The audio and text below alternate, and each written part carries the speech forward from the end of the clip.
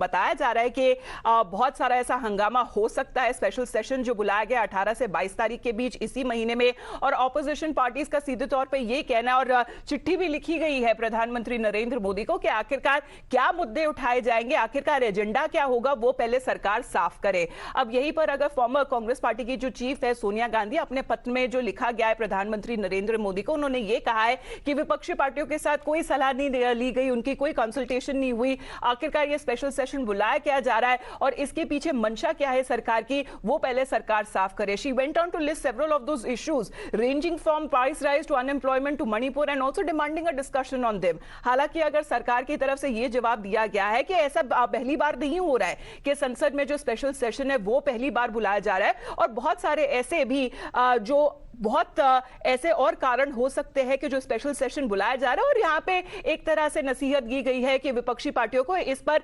Unnecessary politics करने से बचे। The Congress party, which calls itself as the grand old party of the country and which has ruled the country for more than 16 years, more than 60 years, they should not try to politicize this issue.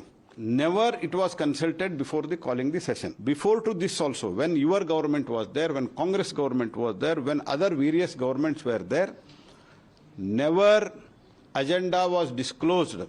हमारे भारत के संविधान के अनुच्छेद 85 में स्पष्ट रूप से प्रावधान बना है कि माननीय राष्ट्रपति महोदय जो parliamentary affairs committee of the cabinet होती है उसके सुझाव पर सदन के सेशन बुलाती हैं। क्या एजेंडा है, क्या बिजनेस होगा, वो परंपरा से जब सत्र शुरू होने वाला होता है उसके पहले या तो बिजनेस एडवाइजरी कमेटी या फ्लोर लीडर्स की बैठक में इस पे चर्चा होती है। देखिए, जब भी कोई सेशन शुरू होता है, पहली बार नहीं, आप हर बार की तरीके से देख लीजिए, सेशन इस तारीख से इतनी तारीख पर शुरू होगा, यही तय होता है। एजेंडा जैसे जैसे बनता है उसके सेशन के आसपास ही पता चलता है। अब आपने सरकार की तरफ से रिएक्शंस दिए और उन्होंने आपने सुना कि जिस तरह से वो कह रहे हैं कि जितना भी स्पेशल जो सेशन है वो पार्लियामेंट का पहले भी जो बुलाया गया है वो परंपरा के सहित सिर्फ जो डेट से जो तारीख है वो सिर्फ शेयर करी जाती है, और आखिरकार जो एजेंडा जब सेशन शुरू हो जाता है तभी विपक्षी पार्टियों के साथ उसे शेयर किया जाता है। अब इसी को काउंटर करने के लिए कांग्रेस के जो एमपी है जयराम रमेश मैदान में आ उतरे। उन्होंने ट्विटर पर ये बहुत सारे एग्जाम्पल्स दिए कि पहले भी हिस्ट्री में ऐसे बहुत सारे ऐसे स्पेशल सेशंस जो बुलाए गए, वहां पे एजेंडा क्या आखिरकार होने वाला है, क्या डिबेट और डिस्कस होने वाला है, वो क्लियरली वहां पे स्पेल्ड आउट था। अगर उन्होंने एग्जांपल दिया 1997 का, जब स्पेशल सेशन बुलाया गया था तब भारत अपनी 50वीं सालगिरह मना रहा था इंडिपेंडेंस की। फिर उन्होंने 2008 का भी एग्जांपल दिया, तब स्पेशल सेशन लोकसभा का बुलाया गया था जब लेफ्ट पार्टी ने यूपीए 1 से अपना जो समर्थन था वो वापस ले लिया था। 2017 का भी ज्वाइंट सेशन का भी एग्जांपल उन्होंने दिया कि जब सेंट्रल हॉल में जीएसटी का अनावरण हुआ था, रोल आउट हुआ था, वहां पर जयराम रमेश ये कहते हुए आए कि यहां पर इतने सारे एग्जांपल्स दे दिए हैं, ऐसी कोई परंपरा नहीं है कि विपक्षी पार्टीज को आखिरकार एजेंडा क्या है वो सरकार छुपाती हुई नजर आ रही है। Opposition leader Sonia Gandhi, she has asked for the purpose of the special session. We are trying to divert it we all know that in 1997 when the special session of Parliament was called, it was to commemorate the 50 years of India's independence. This session, there is no purpose. There is for which purpose, what is the agenda, nothing is known to anybody. इन्होंने वादा किया था देश के लोगों से कि हम किसानों के आय को दुगना करेंगे, इन्होंने कभी नहीं किया। जो भारत में आज महंगाई की स्थिति है वो कहीं ना कहीं भारतीय जनता पार्टी की नीतियों के कारण और भाजपा की सोच के कारण इस तरह की स्थिति और परिस्थिति देखने को मिल रही है। जो मुद्दे हैं उससे भटकाने का काम कर रही है, और मुद्दा भटकाने वाली कार्रवाई भारतीय जनता पार्टी और भारतीय जनता पार्टी के लोगों को कहीं ना कहीं इसका खामियाजा भुगतना होगा।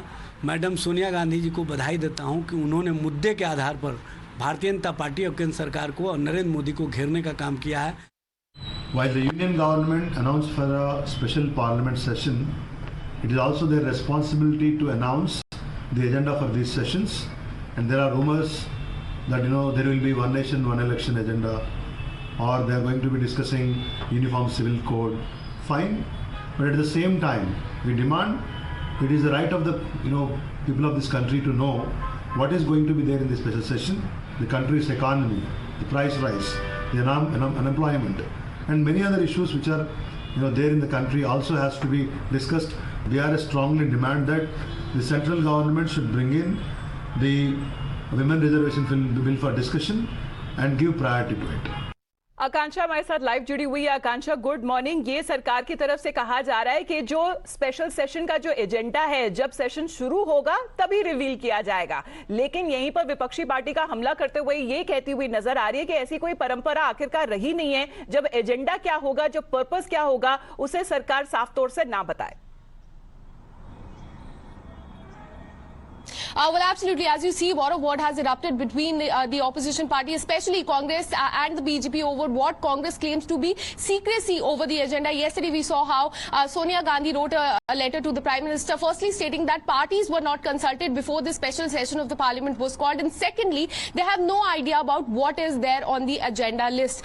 She also went on to say and hope that the government will take up the Adani issue, the Manipur issue, and also the caste census during this Parliament session. And a few hours later, we saw the reaction coming from the Parliamentary Affairs Minister Prahlad Joshi. He went on to say that perhaps Sonia Gandhi is not aware of the traditions. She is politicizing the work of the Parliament and raking up the controversy where none exists. And also going on to say that rules and regulation were followed, and it has never happened that the agenda was revealed to the opposition parties before the session of the Parliament was called. Also emphasizing that all the rules and regulation were followed.